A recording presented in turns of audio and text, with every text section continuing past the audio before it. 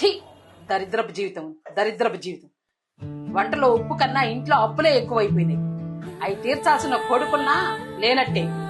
అయినా వాళ్ళ అమ్మా బాబుకే ఈ పిచ్చోడిని నా ప్రాణం మీద వదిలేసి బాగానే పైకి వెళ్ళిపోయినారు.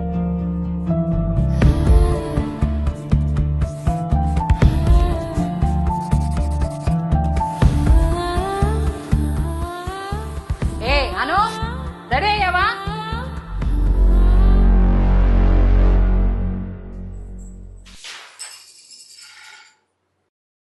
ఏయ్, ఎన్నిసార్లు చెప్పాలరా ఈ పిచ్చికి ఇల్లంతా పరచొద్దని? తీస్తా పిన్ని. ఇది ఊడ్చడానికి మీ అమ్మ ఏమైనా పైనుంచి దిగి వస్తుందా?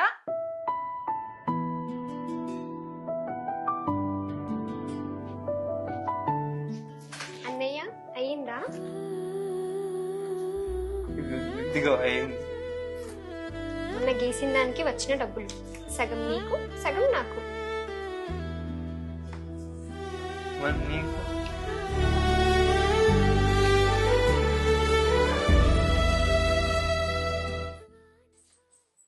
అమ్మ నెక్స్ట్ మంత్ అయినా లాంగ్ టర్మ్ తీసుకుంటా అమ్మ ప్లీజ్.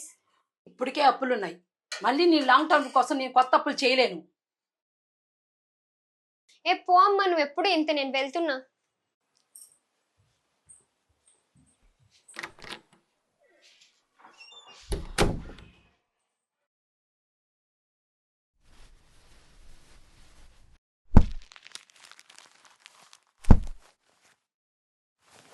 ఇప్పటికే అప్పులున్నాయి, మళ్ళీ నీ లాంగ్ టర్మ్ కోసం నేను కొత్త అప్పులు చేయలేను.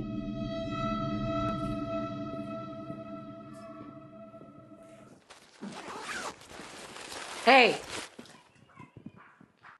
ఏం చేస్తున్నారా? డబ్బులు దొంగతనం చేస్తున్నావా?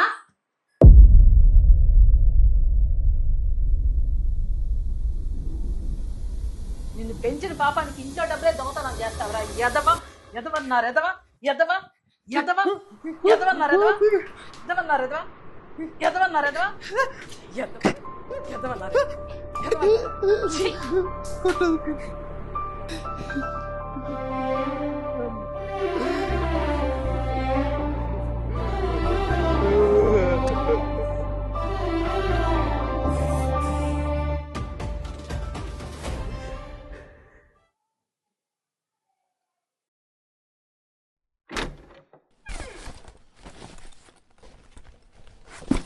అన్నయ్య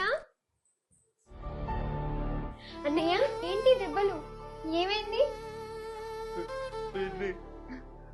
కొట్టేసి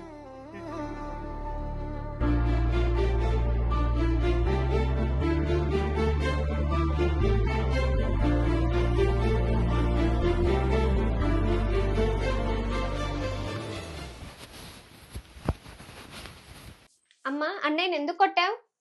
ఆ మెంటలోడి హ్యాండ్ బ్యాగ్ లో నుంచి డబ్బులు దొంగతనం చేయటం నేను చూశాను. దొంగతనం చేసే కర్మ వాడికేం వచ్చింది? అది వాడి డబ్బు. అన్నయ్య గీసిన బొమ్మలు అమ్మితే వచ్చిన డబ్బు అది. ఏంటి?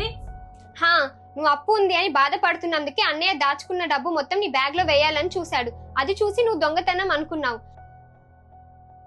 అయినా నీకు కొంచెం కూడా ఆలోచన రాలేదా అమ్మా? అంత డబ్బు నీ బ్యాగ్ లోకి ఎలా వచ్చిందని? ఛీ!